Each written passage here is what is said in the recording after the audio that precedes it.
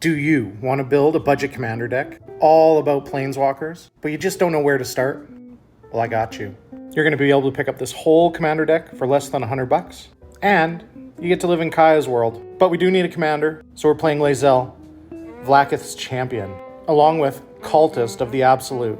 Now, this isn't exactly the most popular background pair, but if one or more counters will be put on a creature or planeswalker you control, or yourself, put that many, plus one of each of those kinds of counters on that permanent or player instead. That seems like a good deal. And at some point we're going to have to attack and win the game, so Cultist of the Absolute, that makes our commander a massive flying death touch ward, pay 3 life to get in and close things out. So as I mentioned, this deck is all about Kaya, and we're now at the point where Kaya Planeswalker cards don't cost that much money, and that's great because they keep the board clear. So we have our original from Conspiracy 2. It's wild that she has no plus abilities, but you have a little drain, you have a way to make people discard cards, and you draw a card, and that blink ability to reset things is also super cool.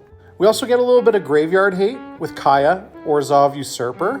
Take care of a little bit of graveyard action, gain some life, maybe Bajuka Bog an opponent and get to that -5 and absolutely ruin their day. This year we got Kaya Spirit's Justice. A little bit of card selection, make some spirits, turn some of your tokens into creatures. We've got Kaya Geist Hunter, buff your team a lot.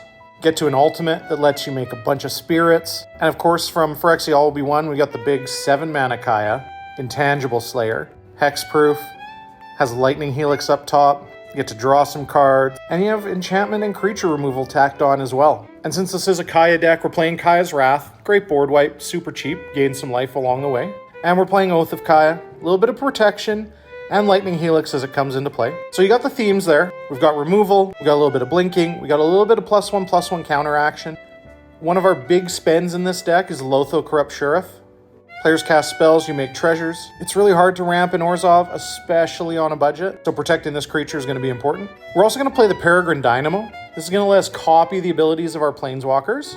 Blinking things is really important. We might as well just straight up play the Copycat, Felidar Guardian. And having creatures with awesome enter the battlefield abilities is a great idea too. So we're playing Ghost Council of Orzhova, a little bit of drain. We also get to blink it by sacrificing a creature. For Warhammer 40,000, we have Company Commander. Ironically, not a legendary creature. For 4 mana, you're going to get 4 creatures. And if you can blink it, you get to keep bringing creatures in. And whenever attack, creatures you control get in Death Touch. One of the best black creatures to blink is Gonti, Lord of Luxury. Take cards off your opponent's decks. And even more funny, hide cards that they really want on the bottom of their deck. In our budget deck, we even get a tutor. We get Jeru with Eyes Open. When it enters, search your library for a Planeswalker. It also prevents damage to Planeswalkers. Back to our blinky creatures, we're playing Obsidat Ghost Council. A little bit of drain when it enters, and when it comes back with haste. So you always have this 5/5 running around just smacking into everybody. Norn's Choirmaster is a huge hit here. Whenever a commander you control enters the battlefield or attacks, proliferate. Seems good with all our Kayas. This was a box topper from Ravnica Allegiance.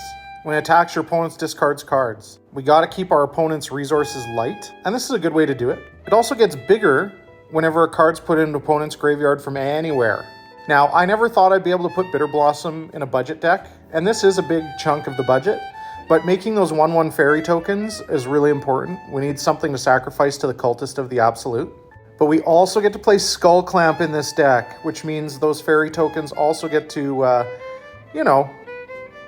turn into 2 cards for us. We're also playing Dreadhorde Invasion. Kind of the same thing as Bitter Blossom, just not as good. We do have a bunch of legendary creatures in this deck. So we're playing Honor Ward Shaku.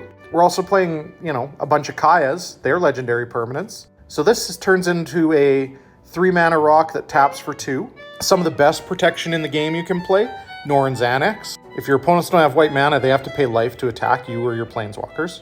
We got to introduce the Monarch into the game, and getting a bunch of spirit tokens or maybe even angels is a great way to take control. The other big spend in the deck, Teleportation Circle, gets you a blink of an artifact or creature you control. And of course, it'd be silly to not play another background in this deck. We're playing with Far Traveler, which is just another copy of Teleportation Circle. So yes, you will get to crunch in with Lae'zel. Yes, you will sacrifice some creatures to Cultist of the Absolute. But the big deal here, we've got Kaya. She's doing work. She's taken out all the ghosts. Make sure you check out the full list in my Mox field. You can find the links everywhere on this video.